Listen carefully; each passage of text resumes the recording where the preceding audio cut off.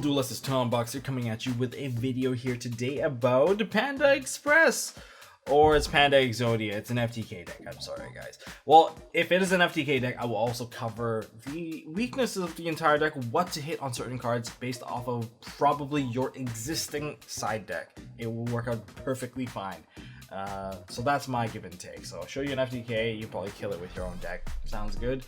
But this is actually a very fun Exodia deck because it plays a bit differently compared to most. This one requires you to actually banish cards, especially the Exodia pieces, for the win condition. So there's a lot of like misconceptions on like misplays of what people do. Like, oh, just crow away a piece of Exodia, basically.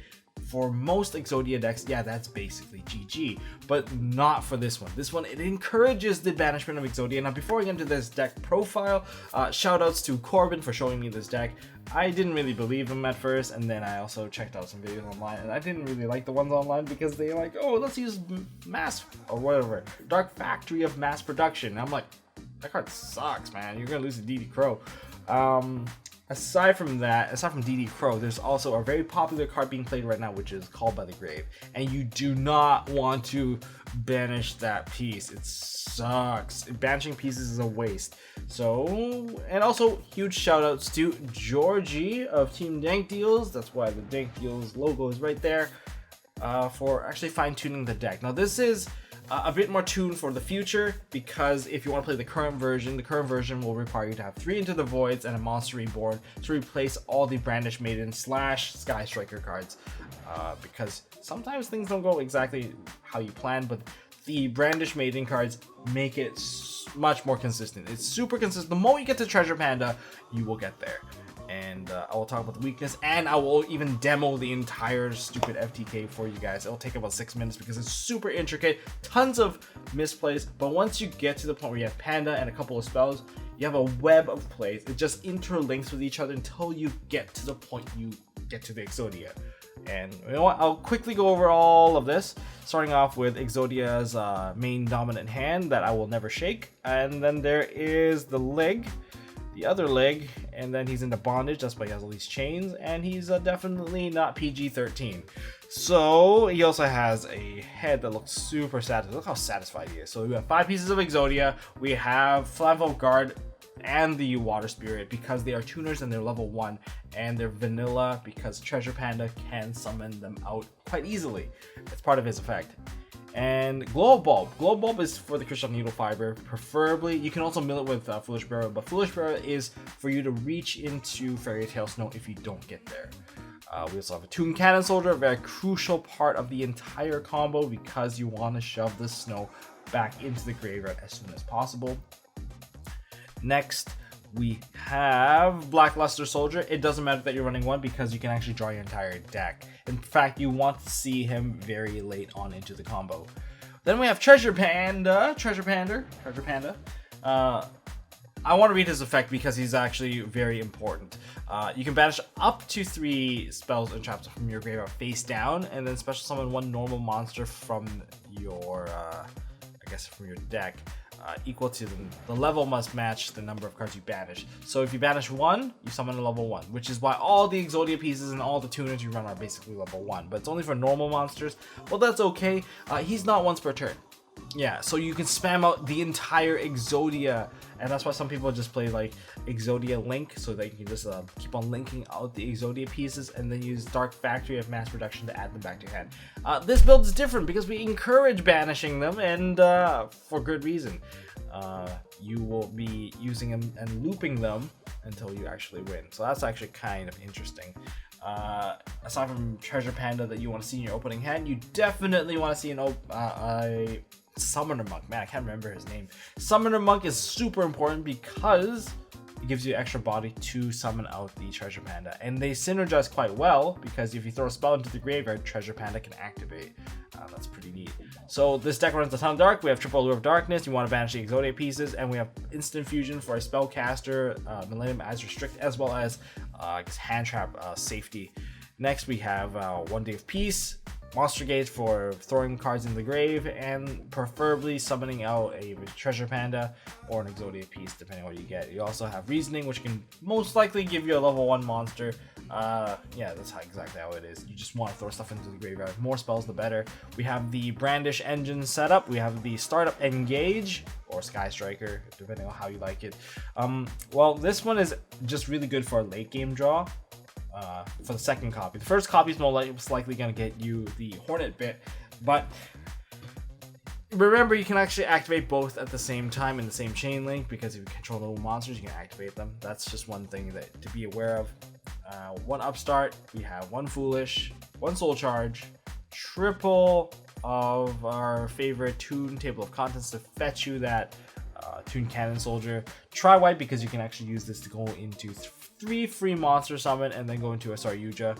And then we have Call by the Grave. Call by the Grave, really important to eat the hand traps, especially during Lockbird, because you die.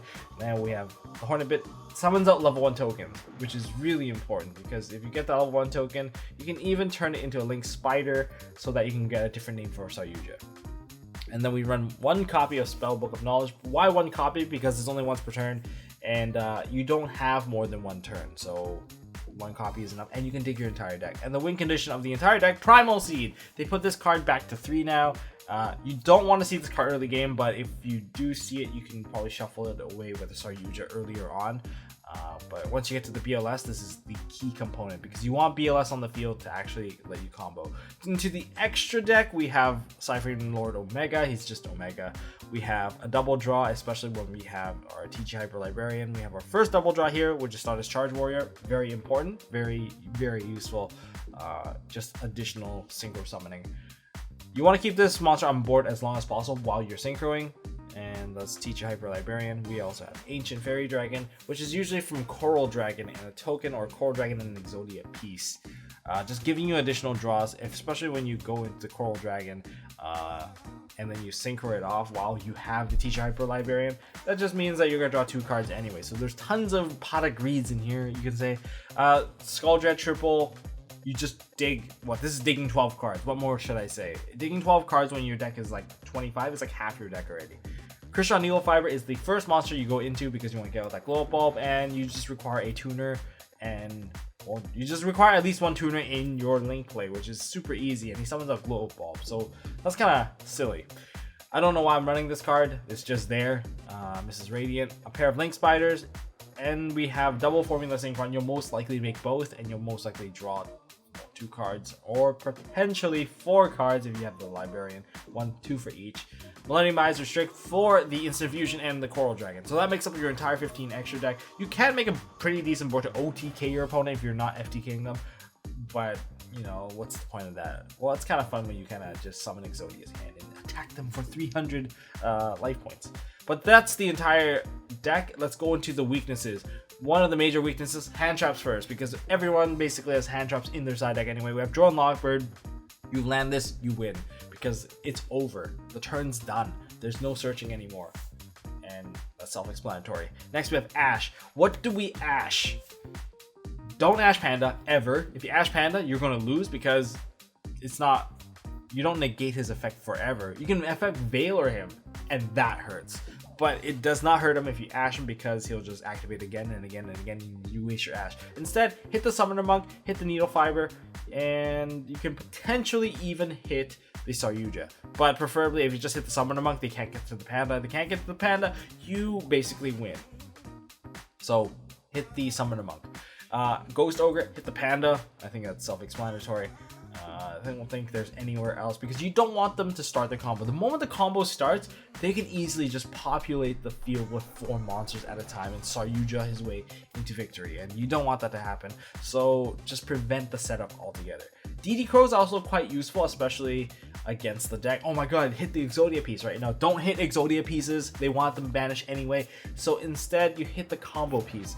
If they accidentally put Toon Cannon Soldier into the graveyard, banish that. If they accidentally just leave the Fairy Tale Snow in there pretty early, you crow it out as soon as possible, because without access to Fairy Tale Snow, it's going to be a bit hard for him to loop. But there must be a crucial timing, because they do run Primal Seed, and if they Primal Seed the Snowback, just remember that they are running low on cards. It's actually not too bad, because if they actually don't draw their entire deck, a deck of cards is 40, and I'm just going to do the quick math here.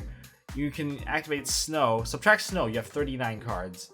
And the 5 Exodia piece, you don't mind banishing, so you know what, let's just leave that there. But remember, they need BLS on the field, so that's 38 cards. Each time you banish, it's about what, 7 cards? I think it's 7 cards. You banish 7 cards, so you can banish a total of about 4 times, maybe 5 if you're really just gonna gut out your entire deck. But usually by 3 times they can win. If you force them to do a 4th time, they might actually lose some crucial resources on the field. Preferably, if it's coming from the board, it's gonna suck for them, and then they can't recur the Primal Seed.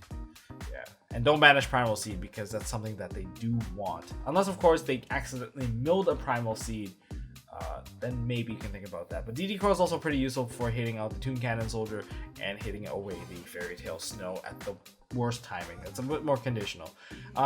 Anti-spell fragments, you know, spell decks, you can shut them out. Same with Imperial Order. And Imperial Iron Wall is the complete shutout card. They can't activate Panda, they can't activate Snow, they can't activate Allure of Darkness. The whole deck is just kind of crumbling apart. They can't even use a Call by the Grave that can actually stop you from hand trapping them either. So that's the weaknesses of the entire deck.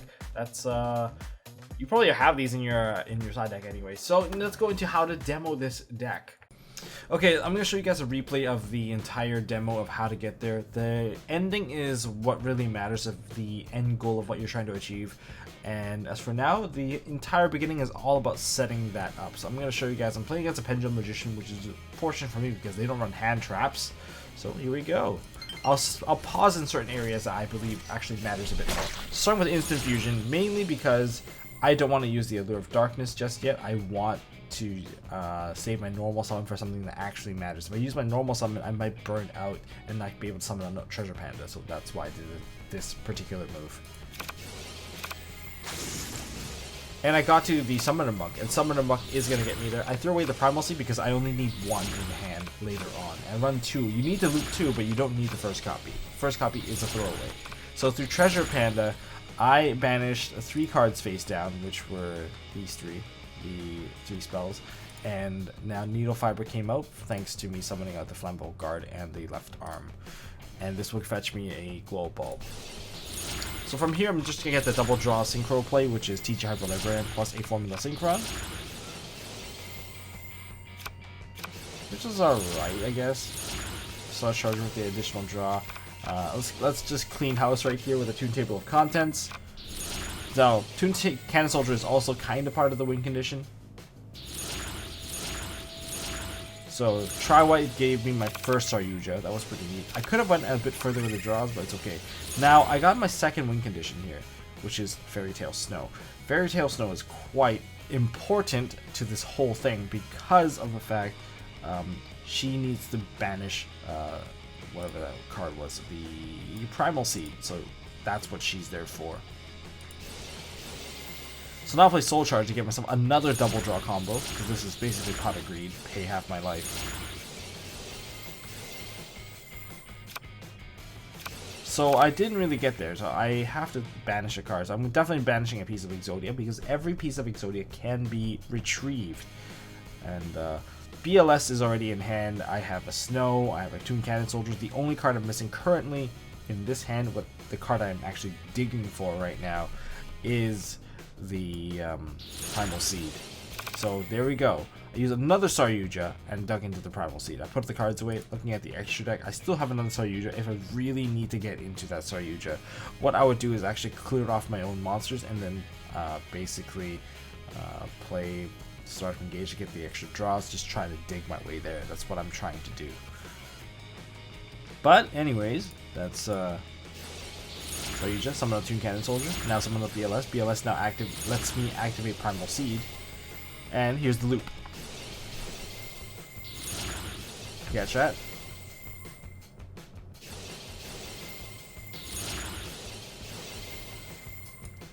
So every single time I activate a Primal Seed, I'll be re-adding a piece of Primal Seed back to my hand. And I'll get myself 1 piece of Exodia along the way. So for the first 3 pieces, that's what I really care about, and because I got another Primal Seed in hand already, once I get to the last 2 pieces, I can just add those straight to my hand. And Fairy Tale Snow kept on banishing, and the Toon Cannon Soldier was the one monster that kept on putting her back into the grave. If you can't do that, just keep linking up into, I guess from a link 2 to a 3, back to a 2 and 3. Just keep on just linking her off until you get there. That's like one of the best ways of doing it if you don't have a Toon Cannon Soldier. But that is all I got for this video, guys. If you guys enjoyed this video, hit me with a thumbs up. Shoutouts to Team Dank Deals, shoutouts to Corbin, shoutout to Georgie. And as always, if you guys enjoyed this video, hit me up with a subscribe if you want to see more. And don't forget to hold on to your MST.TV. And I got some brandish stuff that I want to show you guys in the near future. With the new proxy sheets, they turn out so well. Get them printed at Staples. Anyways, until next time, don't forget to hold on to your MST.TV. Hey guys, thanks for watching. If you like this video, please drop us a like so we know we are doing a good job. And you can also subscribe to MST.TV for more fantastic videos by clicking on the button on the left. Don't forget to check out our partners at Imperium Duelist. They make really high quality mats, including some of my own limited edition release stuff. And if you want to check out one of our past videos, click here on the right. As always, don't forget to hold on to your MST.TV, and I'll see you next time.